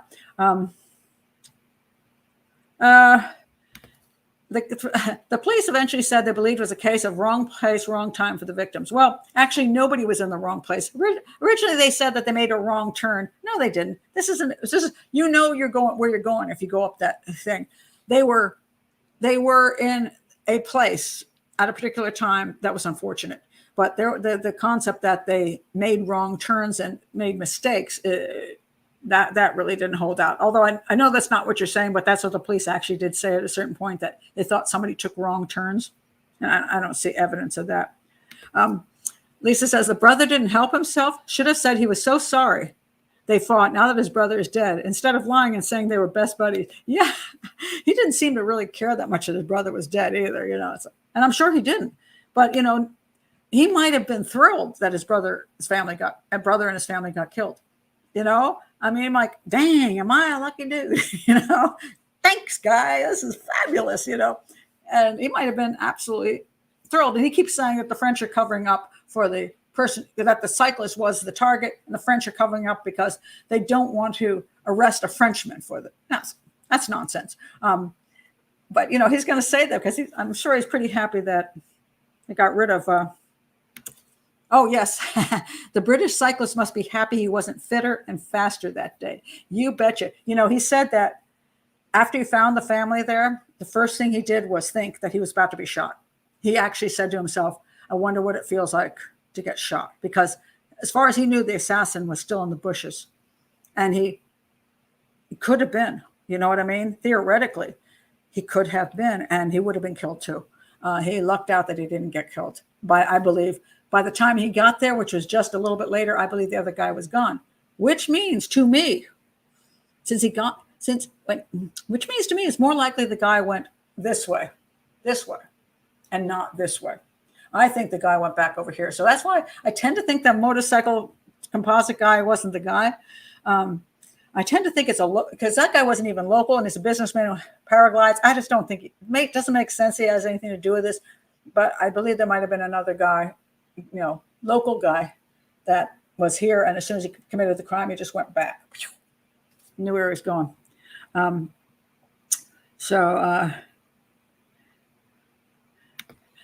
Annika says, if someone is lying in wait for me at the top of a long, steep hill, I'm pretty sure I'll be fine. The guy has to eat eventually. Well, there's a good point. He's got to eat eventually. So, it can be a long time before I get up that hill. By the way, just for your own edification, because I always forget this myself. Hold on a second. This has been an issue. I get it right half the time, and then I forget. Is it laying in wait or is it lying in wait? And it says it's lie in wait, to hide and wait for the right moment to make an attack. And it's like the grammar trap here. It's a grammar thing. It says that I'm going to lay down and take a nap. And then you can't lie on that. So the difference is when you're lying in wait, you're not actually laying there. How does that work? Okay. That's not a very good explanation, but it's lying in wait and not laying in wait. Okay. So let's see. That's not the one I want. But I mean, I've had this problem because I talk about, hit people all the time. So it's either going to be lying in wait or laid in wait. And no, now this person's saying it's lay in wait. Wait a minute. Hold on. I got to figure this out. I figured it out earlier, but now I forgot. Is it he lied in wait or he laid in wait? He lay in wait. He lay in wait, not lie in wait. He lay in wait. It's supposed to be the lay. Hold on a second. What? Oh, man. Wait a minute. He lay in wait. Everybody says he lay in wait is correct. I just think of the song, Lay, Lady, Lay. Opposite song. The song is wrong. No, it's saying lay in wait. He lay in wait. He laid in wait. But you can't lie in wait. I guess you can only lay in wait, but you can't lie in wait. See, it's a very confusing thing. Oh, lay is the past tense? You lay in wait. Anyway, I don't like my answer here. I thought I had a really perfect answer the other day, and now I've lost it. But I think lay in wait is supposed to be the correct one. Yeah. So when you talk about hit people, I guess it's supposed to be lay and wait. Well, this one says lie is wait. What? What frick? This one says lying in wait. I can't find it. If anybody figures it out, let me know. Lisa says, is it lay or lie in wait? Lie in wait is correct. Well, how come somebody says, since lie is intransitive and lay is transitive, lay should take an object. Oh. Lay should take an object. Okay. And laying track, lay down your head, but you lie. And you don't lie anything, you just lie. And lay, you lay things like lay a book, you lay the plate. Oh my God. Well, everybody's disagreeing here all over the place. Isn't that something? Yeah, I'm not sure who to believe, but most people say it's lay in wait. What the heck? Okay, I'm totally confused now. I may know this by the time I do the next hangout. I'm going to do some heavy research because this is important to my field. And I'm going, lie, lay, lie, lay, lie, lay. Crap. He's waiting for it. There we go. It's obviously lie, lay, laid and wait. My head hurts over here. Not as bad as the people who got shot. So I avoid lie and lay. Just say he waited. Yeah. Oh my God. Lay takes an object. I'm going to talk about this in the hangout. So if you're here for this show today, show up on Wednesday. I think it's Wednesday. Is it Wednesday? No. Yeah. Yeah. So it's Wednesday hangout. What time was the hangout last week? Now I'm confused about that. Whatever. I'm going to figure this out. I'm going to go try to find the best grammar person because I'm getting a lot of garbage on Google, which is not, I don't think, appropriate grammar people. So I need to find the best grammar person and really study this. But that one always gets messed up all the time, and everybody always, argues over it. So I'm gonna find out. So on Wednesday I'll have the news, and then when I find out, I'll put it in the top comment below this show will be the answer to the lie and lay in wait. So if you're watching the show now, if you're watching the show later and you're not in the chat room, just you'll see it right there. The answer will be there by the time I put this public. So.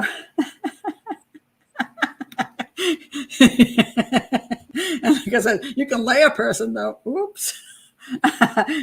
you can. An easy way to remember which word to use is a present tense. Lay is to place. Lie is to recline.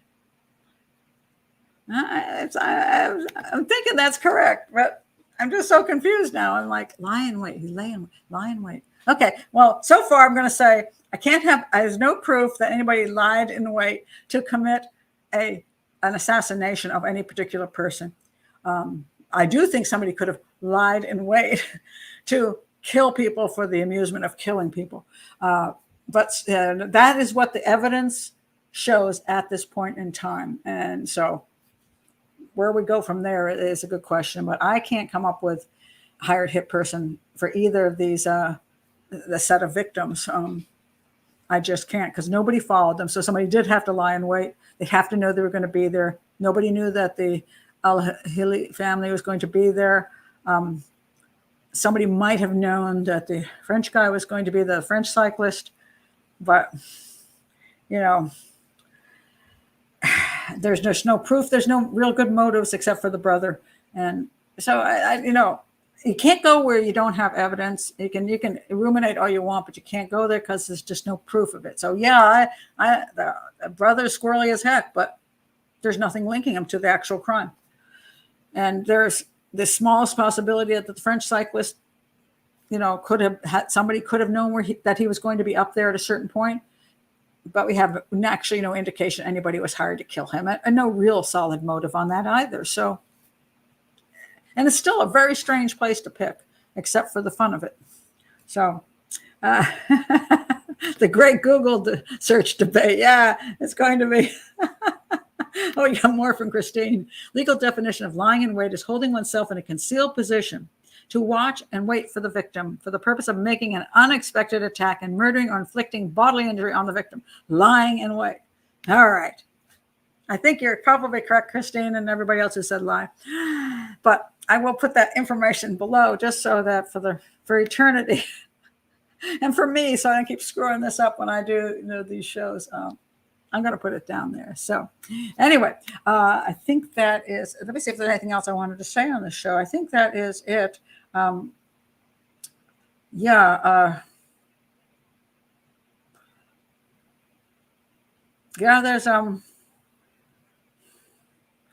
basically that's it. So, it's going to be, I think, continue to be a mystery, unless they get lucky.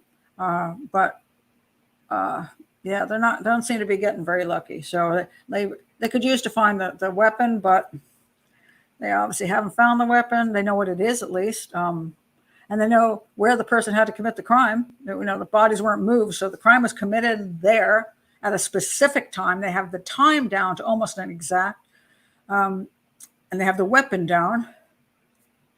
But other than that, that's kind of what they got. You know what I mean? That's really all they've got. And without having good cell service there either, they can't even track people's cell phones very well because there's not cell service right there. So that's why they keep bringing people in and interrogating them and letting them go, and bring them in and interrogating them and letting them go, because they've checked. They said 15 countries and looking into things and just gotten nowhere, because especially if this really isn't a hit, there would be no links to the Al-Hilli family. There would be no links to, I always forget his name, the French cyclist. There would be no links because there are no links. In that case, if there are no links, it may be because neither one of them were particularly, targeted. They were just there at the time the guy, some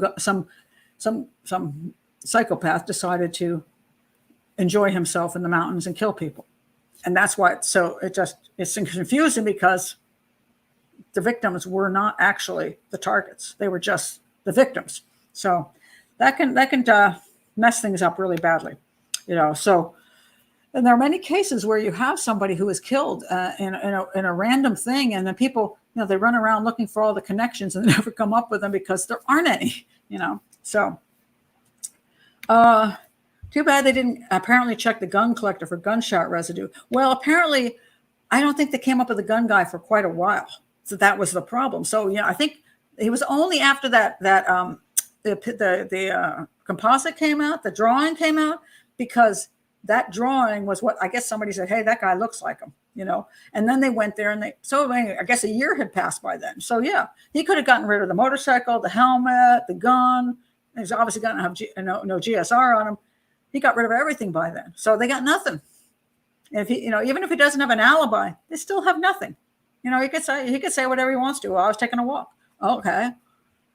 You have no alibi, but we also have no proof you did it. So, so if it was him, he got away with it. Or it could just be somebody else who maybe they only had one gun, but they bought this really cool gun and they wanted to use it. We just really won't know. And yeah, it could be just a random attack. And those are literally the worst kinds of attacks, when you just have something out of the blue somebody does for no good reason whatsoever, because that's the easiest way to get away with things. There's a reason that serial killers actually often get away with what they do, because their victims are random. Many times they're random. And so it just happens to be the girl came out of a store at a certain time and was walking to the bus stop, and Creepo was in the bushes. And he just jumps out, grabs her, strangles her, and rapes her within 15 minutes behind a bush. And they're like, who did it? They have no idea. It could be anybody in the entire city. It's different than when there's the victim has, there's actually links to the victim. Then it's much easier to try to solve. But random crimes are really, really rough. So, well, thank you, Christine. Makes me better understand. Well, I hope to make things understandable, not necessarily that we solved it, but more understandable. Joe says, if it was a random psychopath, will he try again? I don't imagine he wouldn't want the same thrill again.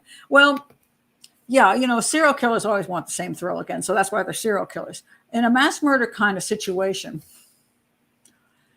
they're a little different. Sometimes when somebody decides they're going to kill for that one big thrill of killing, to see what it feels like. There have been quite a few killers who have only done that kind of thing once. They really have. They may express themselves in other psychopathic ways to get power and control, but they may only do that once. As opposed to a serial killer who, especially the ones who commit sexual homicides, they do cross that line to do that, and they enjoy it. And then because it's usually somebody that the police are still trying to figure out who it was, and he goes on with his life till his life gets bad again. Then he does it again. It's not that hard to kill one person at a time, but to take out a bunch of people at a time, it's a lot more effort. And there was a massive investigation. So sometimes when you have a massive investigation, you go, okay, I had my kick, so I'm gonna sit back and I'm gonna enjoy just remembering the great day of my life when I got away with this. And I'm just gonna watch for years and years them scurry around in little circles and not ever figure out who I am. How exciting. No, that's Switzerland. The hills are alive. No. Once again, Pat cuts through the BS. Well, thank you, Lisa. I appreciate that. And Carolina says, somebody knows who owns a really unusual gun like that. Some family member knows. I always there's an interesting issue when I hear the word somebody knows. Police always say, somebody knows who committed this crime. A lot of times nobody has a clue who committed that crime. They may have a weird husband, or their own husband might have a husband with 3 children, like BTK, Dennis Rader. I have the issue on whether he's the original BTK, but check my playlist out on that. But Dennis Rader is a serial killer. His wife apparently had not a clue. She had kids with him. She lived with him for years. She had no idea. Now, is it because she accepted he's a little bit of a weirdo? Is it because he kept things hidden from her? A lot of times people don't know, especially when they hide things. So yeah, if the guy had all these guns in his collection, for example, I don't think he was married, but let's say he had a wife, she would know he had 40 guns. Do you think she's actually investigating what the guns are, that she would know he had exactly this gun? You had a gun like the gun, so he could have had another gun like that gun, so she would go, well, yeah, I know he collects guns. Or you have a boyfriend or cousin and I bought myself a gun, but you don't know it was that gun. And then what happens is, let's assume that some guy said, I bought this really cool old gun. He tells you that. He's some guy you hang out with, and you're drinking beers and he goes, I bought this gun.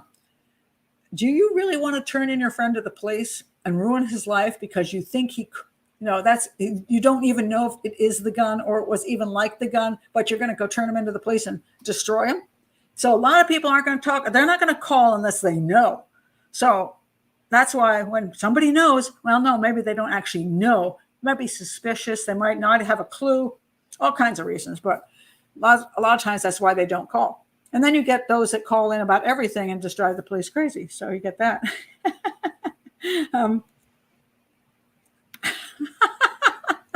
Wait a minute, I'm wrong too. My mother would be very disappointed in me confusing any part. No, that was Austria. I'm even wrong. It's Austria. Did I say Switzerland? Austria. They were in Austria when The Sound of Music, Austria. Then they crossed into Switzerland as they were escaping, right? I believe that's the way it worked. And then they came to the U.S. and started a music school and lived here. And that's kind of cool. No, Austria. I blew it too. So you're not alone, Annika. I don't know why I thought Switzerland. Why did I think that? I don't know. Anyway, and you're welcome, Molly. That's what I like to do, the problems, the possibilities, to help understand how to think through things as opposed to just coming up with some other theory that it could be, So, but very, very interesting case. That's for absolutely sure. And so I enjoyed learning about it. And I'm curious. I'll be curious to see whether they ever get anywhere with it, because I feel really sorry for the family, because, just going on a nice vacation, and of all the places you would never think that's going to happen. We're going to drive to the mountains and we're going to take a lovely walk. And then my whole family gets murdered, except for the kids. The kids lucked out, but they have to live with what happened. And they have them in hiding now. Apparently they gave them new names. And I think that's basically because they're not too sure that the uncle isn't the guy who set this whole thing up and might want to do them in. So they just want to make sure that the little girls aren't, they're with, I think, a family member, but they're not. And just in case, I think. And also so they don't get hounded over this case. What did you really see? That kind of thing. Poor kids. But, they are alive, but what a horrific event. I mean, just terrible. Just terrible. And then, of course, that leaves also the French cyclist also leaves behind children and a girlfriend. And so very, very sad. So, yeah, really, really, really weird case. So anyway, that will be it for today. I'm going to be back on Wednesday, I think at 7 p.m. And by the way, in case you're here today, I am actually looking now at the Charles Lindbergh case, because I was going to do Jack the Ripper next as a big thing, but I got bugged by the Charles Lindbergh case. So I've been studying that crime. So I talked a little bit about it in the Hangout, but I'm actually going to do a whole video on Charles Lindbergh baby and what actually happened with the Charles Lindbergh baby, because that's a rabbit hole case that a lot of people have, fallen down a whole lot of rabbit holes in that one. So, so anyway, I will see you next time. And again, if you're here for the first time, please do like and subscribe. Please do join Patreon and be here with all the great folks in the Patreon community, and share on your true crime sites. It really will help the channel survive. Bye.